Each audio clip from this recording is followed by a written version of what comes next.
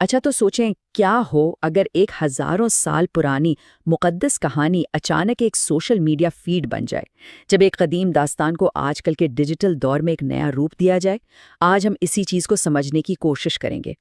اور یہی تو مزے کی بات ہے، یعنی تمام میمز اور آج کل کی زبان کے پیچھے ایک ایسی کہانی چھپی ہے جو صدیوں سے سنائی جا رہی ہے، ایک ایسا سٹرکچر ہے جو کبھی پرانا نہیں ہوتا۔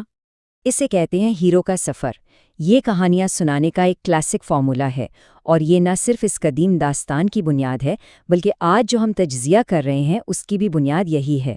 تو یہ لازوال سٹرکچر آخر دکھتا کیسا ہے؟ دیکھیں، سب سے پہلے ایک بلاوا آتا ہے، پھر تقریباً ہمیشہ اس بلاوے کو ٹھکرا دیا جاتا ہے۔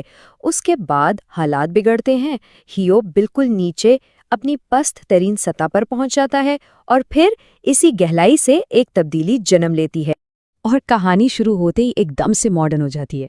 اس ولاگر کا انداز بالکل پرفیکٹ ہے۔ یہ غیر سنجیدہ ہے، مزاحیہ ہے، اور ایک پرانی کہانی میں بالکل نئی آج کے دور کی